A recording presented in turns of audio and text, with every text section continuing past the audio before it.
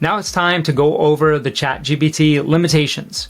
It's important to know what ChatGPT can do, but you also have to know what it can't do. And I separated these into two different categories. The first one are the no-go. These are things that ChatGPT just can't do anymore. And then the second are the not-so-greats. Now there's workarounds for most of these, and I'm going to have that in a separate video. You don't have to be a master at ChatGPT to understand these concepts. We're going to go over them and you will understand them as we go through them. So first, for the no-go, illegal activities. Well, first when ChatGPT was launched, you could ask it how to do anything. You could ask it how to build a bomb, how to cheat on your wife. And you would get those responses.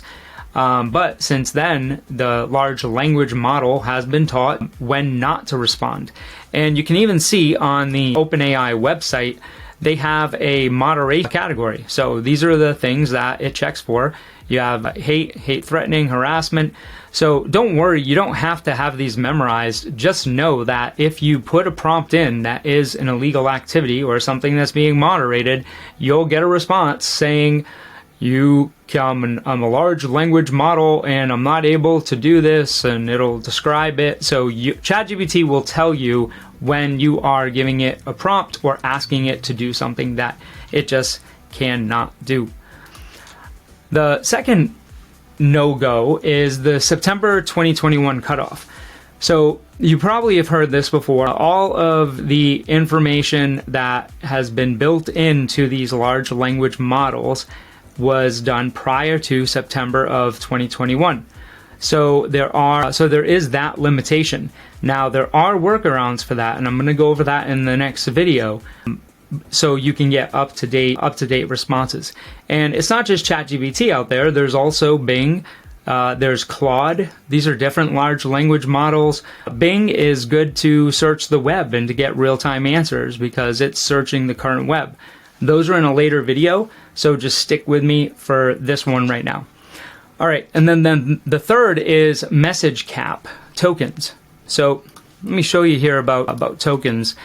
There's a tokenizer on the OpenAI platform as well, and right now ChatGPT is limited to about 8,000 tokens per response. So this is a cap on the messages to 8,000 tokens. You don't have to understand this, but let me show you the concept.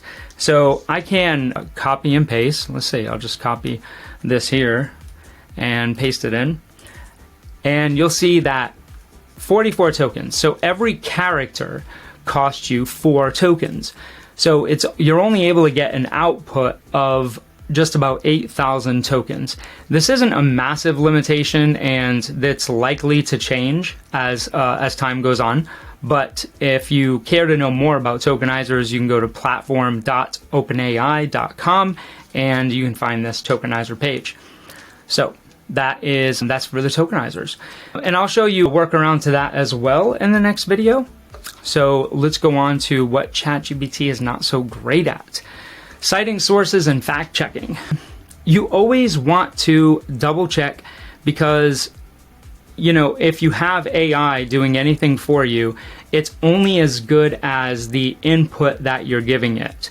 ChatGPT can take all of the knowledge that it has, and sometimes it will make things up, right, for sources. So there's ways to get around that and prompts to ask it, but for all intents and purposes, you don't need to know that right now. Just be careful with facts and citing sources. That's important, and you should be looking into that on your own. Controversial topics, it's just controversial topics like illegal activities. The companies that own, like for example, OpenAI is owned by Microsoft. Microsoft's obviously a massive company, and they don't want these controversial topics being addressed. Sarcasm. Sarcasm, you have to be very specific and simple, right? ChatGPT doesn't understand sarcasm or slang for that matter. Now, if you say something like bro, that's something that it'll probably recognize because it's widely used. But as far as slang and sarcasm, ChatGPT just doesn't understand that. It was trained on knowledge and how to give you responses from knowledge. Math. Now this one's surprising.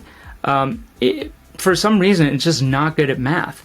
You can ask it to check your, to do any type of complex equation, and it may or may not give you the right answer. Now there's workarounds for that as well, but for your purpose, you're not going to be asking it to do math anyway. So I wouldn't worry about that one. Literature. ChatGPT has access to the amount of information up till September of 2021. And also there's copyright around pieces of literature so that you're not able to access, you might be able to get summaries, right? And that's something that we're going to go over in the course. But as far as literature is concerned, you really have to be careful when you're getting any types of information or recaps of books. Word count, this is really weird. You can type 80 words and ask ChatGPT, how many words did I type? And it might give you 85 or 75. I can't explain it. I haven't found somebody that could, but maybe that's fixed by the time that this video is out because things are changing so quickly. And then multiple tasks. It's ChatGPT functions best when you give one task at a time, right? You simplify it, you give it one task, and then you follow up with the next task. So for example, you can prompt it to, give me the top 10 niches in my industry, and it'll list those. Then the next prompt, you can ask it to choose the first niche and give me 5 pain points that target audience experiences. So you just break it down into simpler tasks, step by step, and just don't give it a bunch of tasks at once. But don't worry, these are just limitations that you have to know. I'm going to show you how to work around them if you need to in the next video.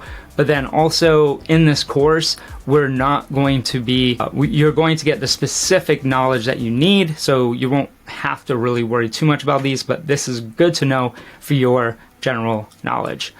All right, see you on the next video.